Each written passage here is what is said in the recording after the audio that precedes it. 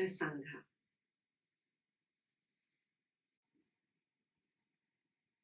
So today's Sutta is going to talk about the biggest controversy about Buddha. People believe that Buddha said there is no soul. Buddha did not say there is no soul. Buddha did not say there is a soul. Buddha was just silent about it. He did not want to disrespect anyone. At the same time, he did not want to side with any belief or viewpoint. He just wanted to be with reality as it is. If it becomes your reality that you experience the soul, you are free to say there is a soul.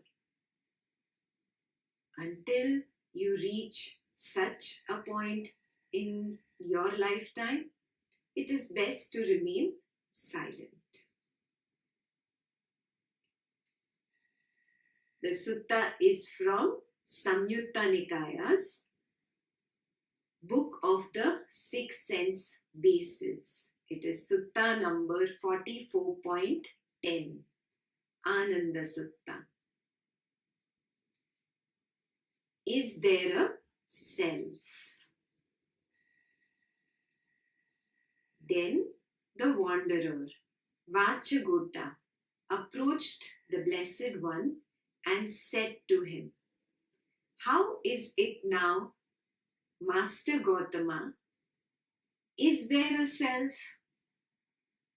When this was said, the Blessed One was silent. Then, Master Gautama, is there no self? A second time, the Blessed One was silent. Then the wanderer Vachagota rose from his seat and departed. So this was Vachagota who had asked these questions, whether there is a self or there is no self. All Buddha did was remain silent. Let's see what Ananda comes and asks Buddha about it. Then, not long after the wanderer Vachagota had left, the Venerable Ananda said to the Blessed One, "Why is it, Venerable Sir, that when the Blessed One was questioned by the wanderer Vachagota, he did not answer?" Now Buddha responds, "If, Ananda, when I was asked by the wanderer Vachagota, is there a self? I had answered there is a self.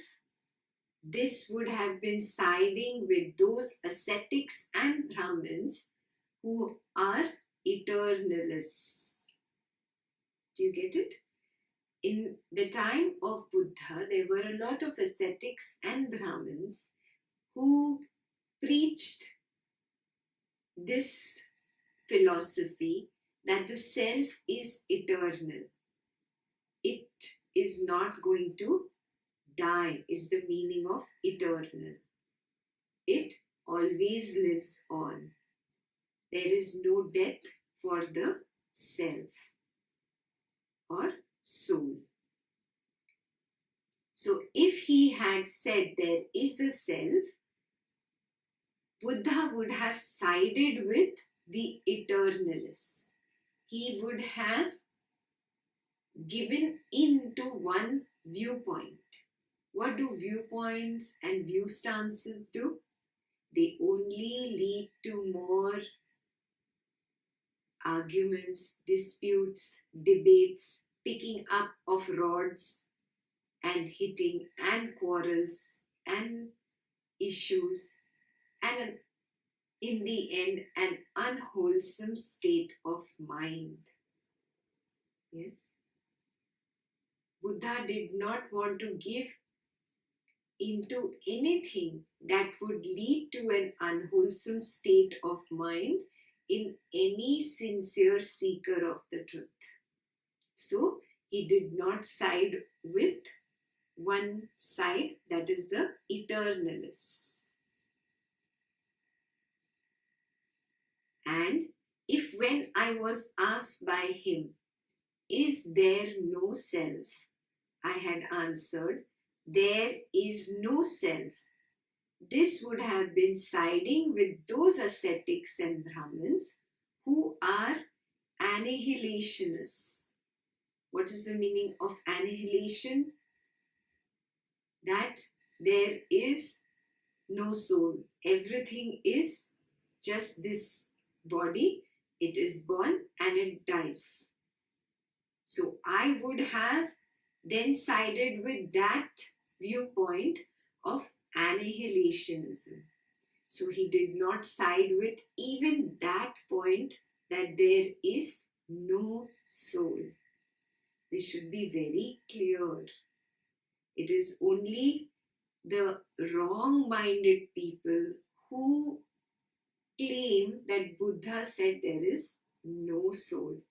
He did not say there is no soul.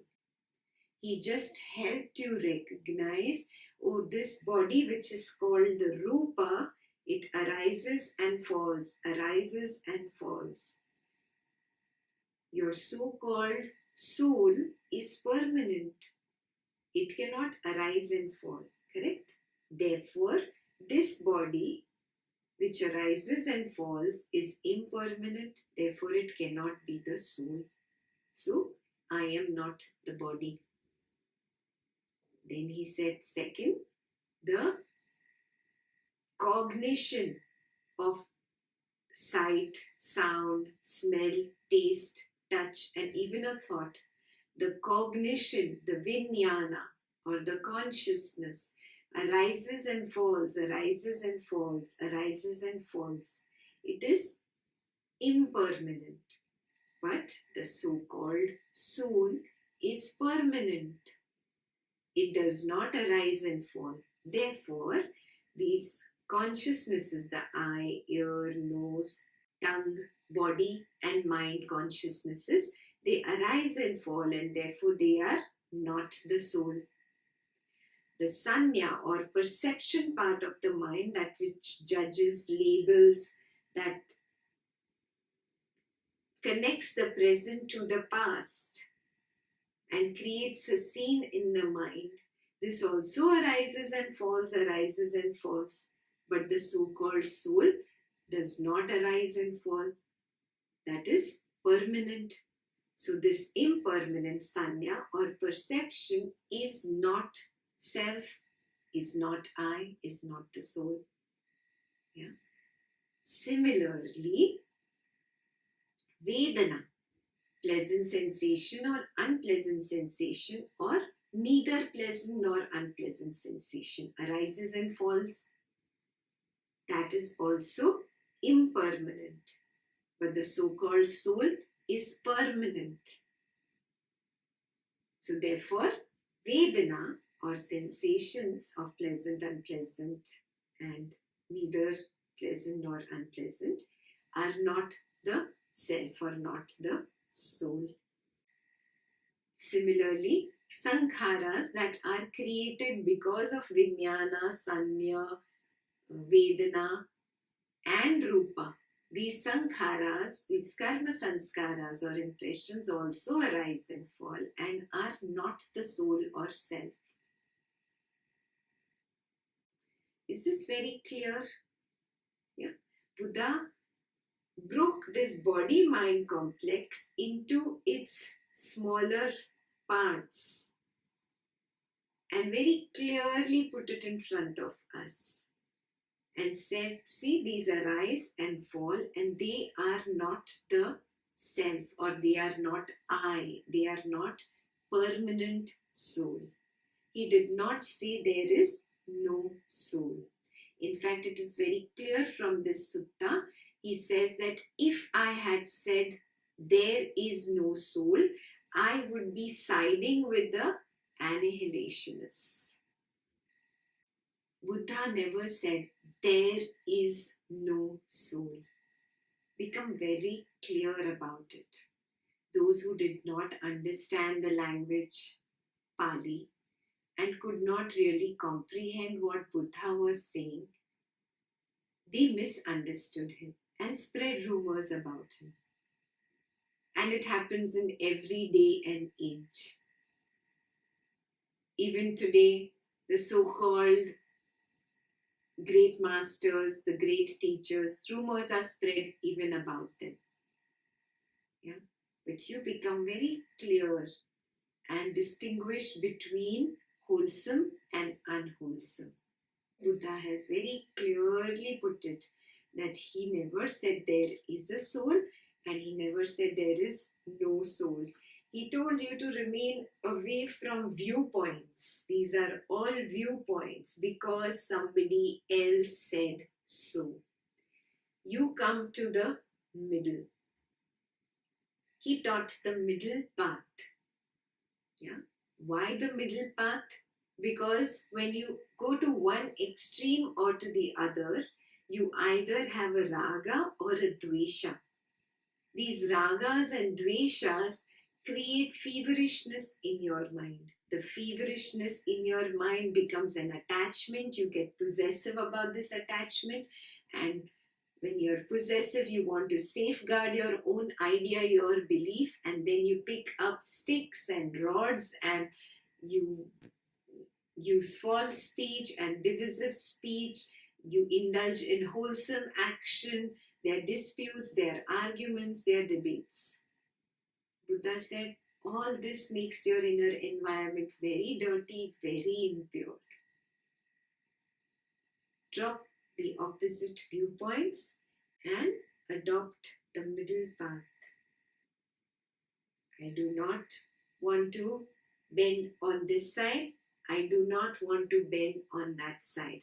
I want to sit on the fence because it keeps me absolutely wholesome and pure. The day it is my own experience, I will say it. Until then, I stay silent and sit on the fence. Mind you, this is not very easy to do. Yeah? Everybody around you is massively opinionated and their egos are trying very hard to pull you to their side either from here or there.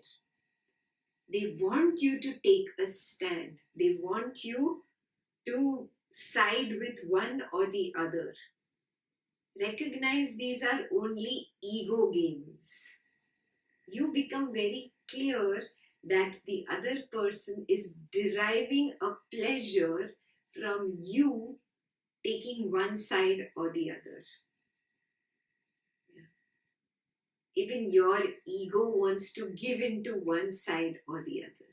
And recognize this truth and take the high road, the middle path. Being absolutely pure and wholesome is the middle path. The day it becomes your experience, you will still be wholesome because it is your experience. Nobody can take it away from you. Yeah. For example, if you've never tasted balu shahi in your life, and I tell you balu shahi is white, extremely soft, very sweet, awesome to taste, for you it is still, I don't know. But if you say so, okay, it must be great to taste. And then you start preaching about balu shahi being absolutely great to taste. But is that your experience? No. So your inner environment is not firm and centered and pure and wholesome because it is not your experience. It is just somebody else's viewpoint. Are you seeing this? I'm giving you a very simple example. When you stick to beliefs which are not your own experience, your mind always is at unrest. Yeah? Have you noticed, however great a teacher is, however popular a teacher is, however well known a teacher is, how many ever books he has written, how many ever videos he has recorded, your mind always comes up with a doubt for something or the other that the teacher has said. Have you noticed this tendency of the mind? Yes. Nothing to feel ashamed about, because it has got nothing to do with only you. The nature of all minds is scientific. It wants to find the truth. And when it finds the truth, it rests. Unless it finds the truth, there is this something boiling under the surface. It is doubt. I always encourage doubt. Good, fantastic, you have doubt, be with it. Do not cover it up with sand. Do not make yourself believe something that is not your experience, because it will lie quiet only for some time and again the doubt will start surfacing. Right? Yeah, we have all experienced this. That is why you must verify for yourself, which means you will have to make efforts from your side to verify the truth. It's the lazy people who say that, oh, I don't have it in me to be able to verify the truth. So you tell me the truth and I will only believe it. Even for such people, doubts keep coming up again and again and poking them and pinching them and bothering them. Right? Recognize this truth. Wake up to the truth of your own mind. Do not side with this side or with that side. Walk the middle path. Only in the middle. In that silent path. Not siding with this, not siding with that. You will be wholesome and pure. And when you experience the truth, whatever you say is coming out of the truth. So, it is wholesome and pure. Now understand, if a teacher wants to preach the middle path, can the teacher take this side or that side? No. The teacher has to follow the middle path first before he teaches it to his disciples. This is exactly what Buddha is doing. He did not tilt to this side, he did not tilt to that side. He just walked the middle path of silence so that he could teach by his own example rather by just preaching. Got it? Again, a refresher. He just said, this is not self, this is not self, this is not self, this is not self, this is not self, this is not self. He did not say what is the soul, or there is no soul, or there is a soul. Yeah, there were no concrete statements given by him. He just helped you recognize how I am not the body, how I am not the mind. Clear? If Ananda, when I was asked by the wanderer Vachagota, is there a self? I had answered, there is a self. Would this have been consistent on my path with the arising of the knowledge that all phenomena are non-self? Do you get it? What are the phenomena? Vijnana, Sanya, Vedana, Sankhara, and Rupa. These are only phenomena. They arise and they fall. They arise and they fall. They are impermanent. But the so-called self or soul is permanent.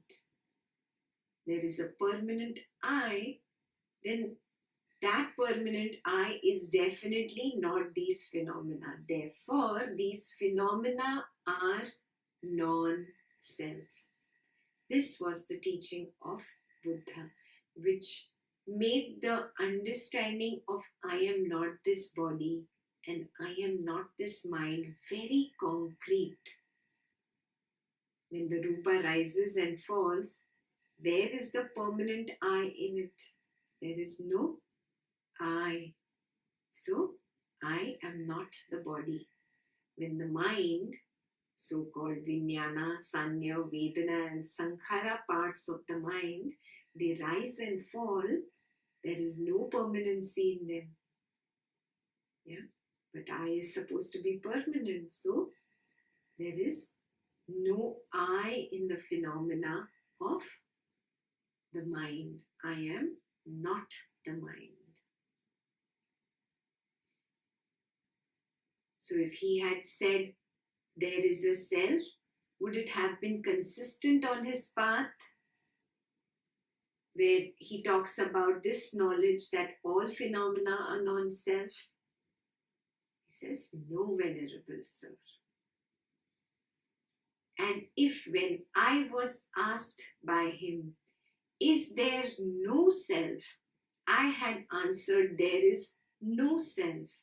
The wanderer Vachagota, already confused, would have fallen into even great confusion, thinking it seems that the self I formerly had does not exist now. Yeah. So teacher also protects the minds of his own disciples. He also thought about his mind, that let me protect his mind and not confuse him by saying there is no self or by saying there is a self. So two reasons: not to side with any viewpoints this way or that way, because they are just viewpoints unless they are your own experiences. When they are your own experiences, you can claim them. Until then, it is very intelligent to remain silent. Secondly, why remain silent and not say either ways is to help not to confuse the other person. Yeah? Have consideration for the other person. And remember above all the truth that everything is changing. Everything is impermanent. That which is impermanent, that which arises and falls, cannot be self. All phenomena are non-self. So I hope it is very clear now. This is one of the most contradictory rumors about the Buddha, and it is important for anybody walking the Buddha's path to know exactly what the Buddha said. So now you have Buddha's Sutta in your hands.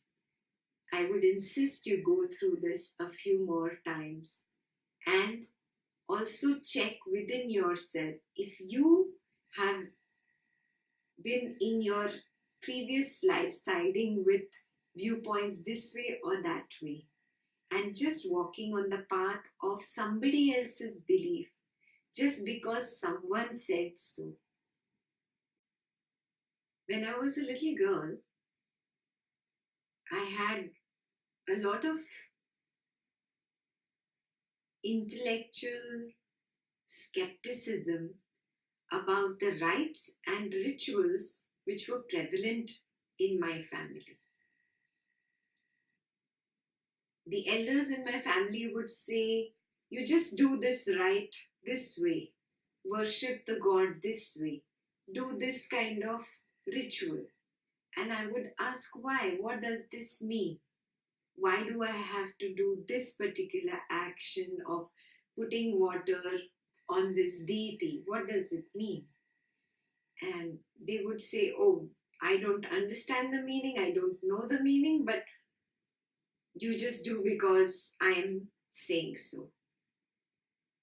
But at the back of my mind, I always wondered, how would my not knowing, not understanding the actual meaning behind the ritual and just blindly doing the ritual benefit me in any way? If you are of that kind of an intellectual and scientific temper, you would have also questioned rites and rituals and traditions while growing up. Not necessarily in a rebellious way, but in a questioning manner as to what is the real meaning of all this.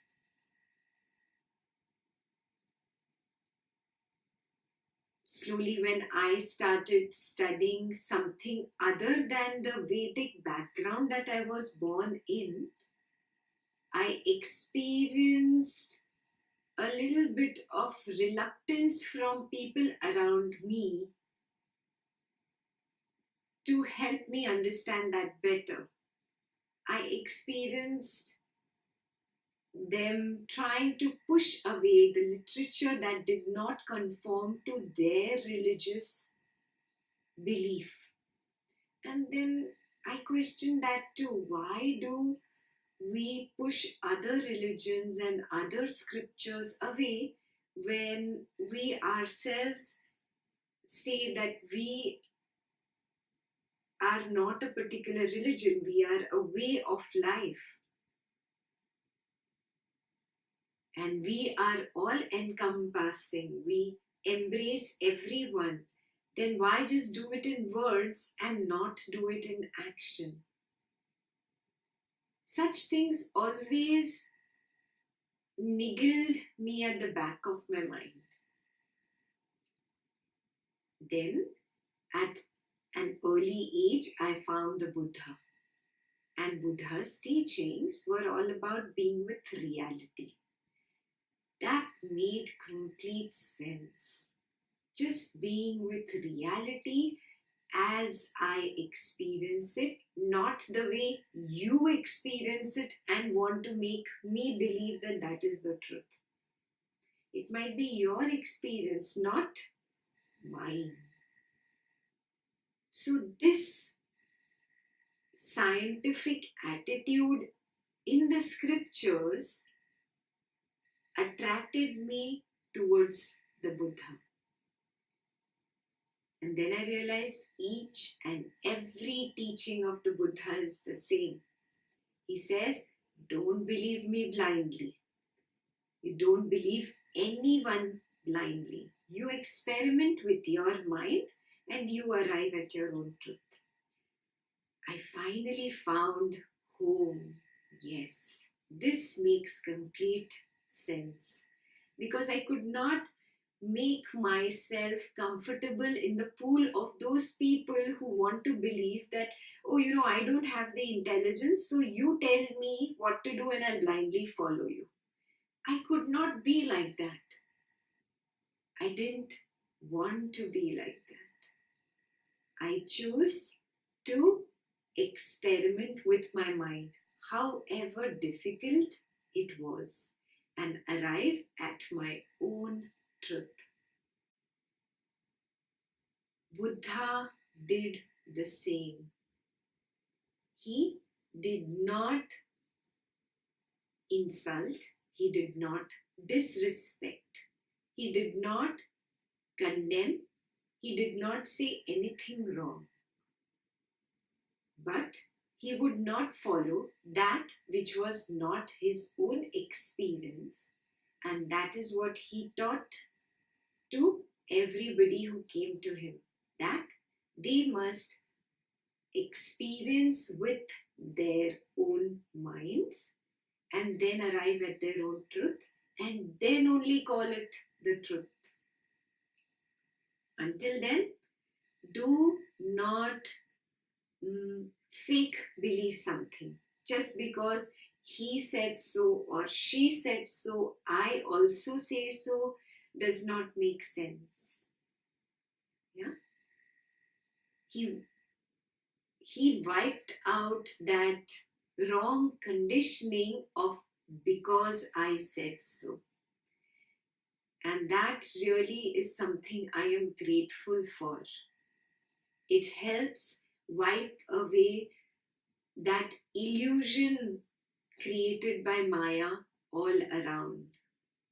It helps one become very clear about what the reality is. It does not matter whether it is pleasant or unpleasant. It is what it is. The ego does not like the unpleasant part of reality and tries to cover it up. One who has a scientific temper sees, oh, this is just the ego. This is not the truth. The truth is hidden within the reality. This is it. This is what is the Buddha's main teaching. You must have understood this by now. Wake up and realize the truth and walk the path of your own truth, which is just your own experience. May you attain the highest truth in this very lifetime. Be with reality as it is, not as you want it to be and not as you want it to not be. Apo Deepo Bhava. Be your own light.